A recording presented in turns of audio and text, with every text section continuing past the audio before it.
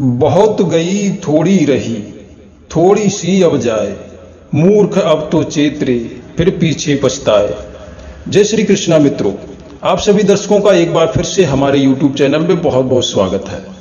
दोस्तों, आज की कहानी बड़ी ही ज्ञानवर्धक है और एक नटनी की अद्भुत पहेली।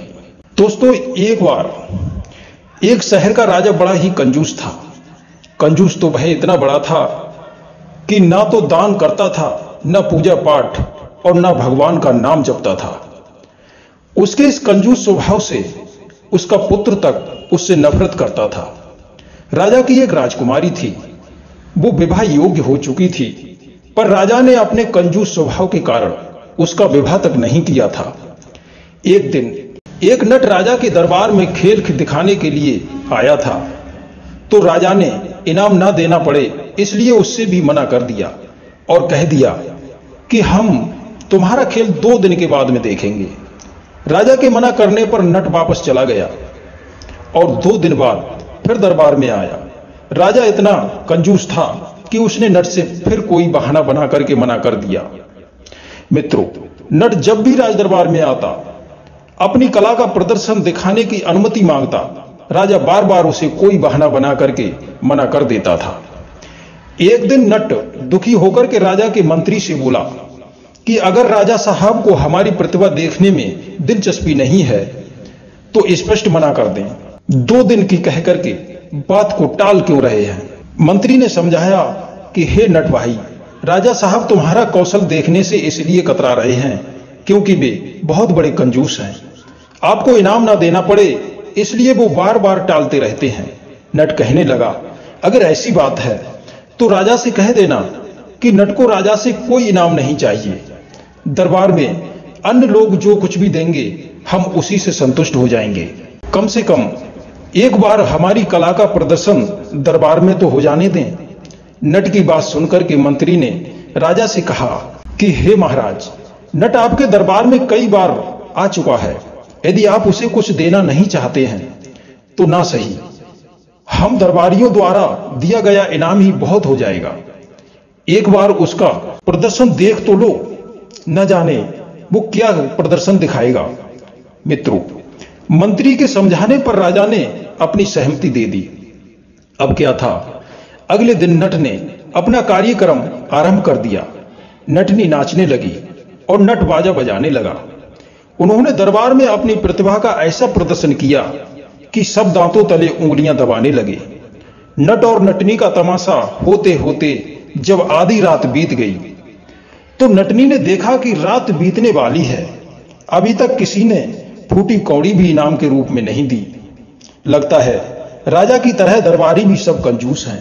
तो उसने अपने नट की ओर इशारा करते हुए कहा कि हे नटवा, जरा ताल ढंग से लगाओ जिससे इनाम मिल सके।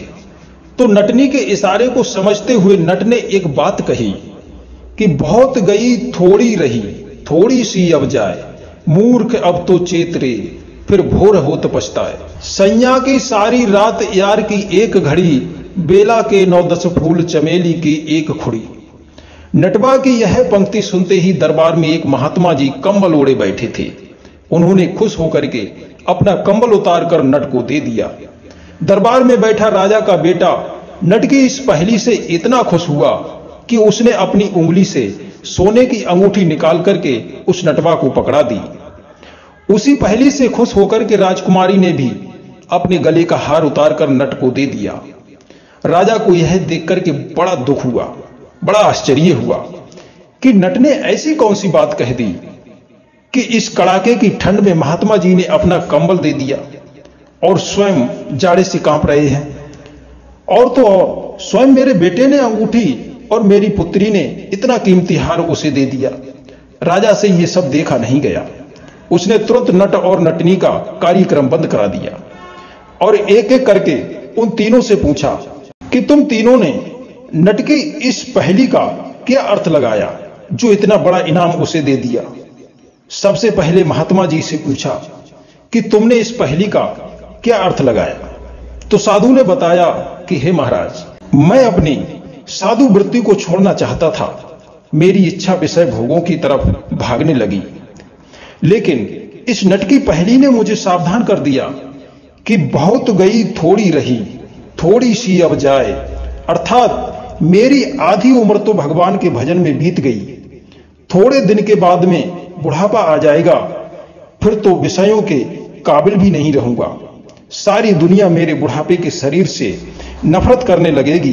फिर मैं अपना ईमान खराब क्यों करूं? जो आनंद मुझे पूरी दुनिया नहीं दे सकती, वो मैं ईश्वर की एक घड़ी भक्ति करके ही प्राप्त कर सकता हूं। आज इस नट की वजह से मेरा जीवन नरक में पड़ने से बच गया। फिर राजा ने राजकुमार से पूछा कि बेटे, तुमने इस पहेली का क्या अर्थ लगाया, जो नट को इतनी कीमती सोने की अंगूठी अपनी उंगली से निकाल करके दे दी।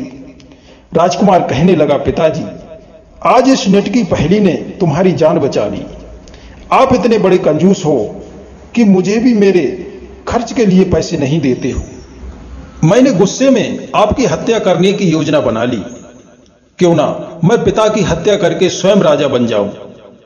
पर इस नट की पहेली ने मुझे ज्ञान करा दिया कि क्यों व्यर्थ में पिता की हत्या का पाप अपने सर पर चढ़ाएगा। पिता बूढ़ा तो वैसे भी हो चला है, थोड़े दिन के बाद इनकी मृत्यु हो जाएगी। उसके बाद तो मैं राजा बन ही जाऊंगा। बहुत गई थोड़ी रही, थोड़ी सी अब जाए। यही सोचकर मैंने नट को अंगूठी इनाम में दे दी। फिर राजा ने राजकुमारी से पूछा कि तुमने इस पहेली का क्या अर्थ लगाया कि इस नट को तुमने अपना कीमती हार दे दिया। राजकुमारी ने बताया कि हे पिताजी, मेरी उम्र बीती जा रही है, परंतु आपने मेरा विवाह नहीं किया। इसलिए मैंने विचार बनाया कि मैं आपकी हत्या करके भाग जाऊं। परंतु इस नटवे की पहेली सुनकर के मैंने अपने विचार बदल दिए कि चलो कोई बात नहीं, थोड़े दिन की बात और है। पिता की हत्या का पाप सिर पर चढ़ाने से अच्छा है कि मैं कुछ दिन और इंतजार कर लूं। मरने से पहले तो आप मेरा विवाह रचा ही देंगे। इस नट ने मुझे यह अपराध करने से बचा लिया है। इस खुशी में मैंने अपना कीमती हार उतार करके उसे दे दिया। ये सब सुनकर राजा को अपने किए पर पश्चाताप हुआ और राजा ने भी नट को खूब सारा इनाम दिया। मित्रों, इस कहानी से शिक्षा मिलती है कि मनुष्य को इतना भी कंजूस नहीं होना चाहिए कि वो अपनी संतान की खुशियां ना देख सके और अपनी नैतिक जिम्मेदारियों को भूल जाए। इससे मनुष्य औरों की तो बात क्या, अपनों की ही दृष्टि से गिर जाता है। दूसरी बात, किसी की बातों को नजरअंदाज नहीं करना चाहिए। एक छोटे से छोटे व्यक्ति की बात भी यदि सकारात्मक दृष्टि से समझ ली जाए तो बहुत बड़ी सीख दे सकती है। दोस्तों, यदि आपको इस कहानी से कुछ सीखने को मिला हो तो हमें कमेंट के माध्यम से अवश्य बताएं। फिर मिलते हैं किसी नई वीडियो में नई ज्ञान चर्चा के साथ में। आप सभी दर्शकों का बहुत बहुत धन्यवाद। जय श्री कृष्णा, जय श्री राधे।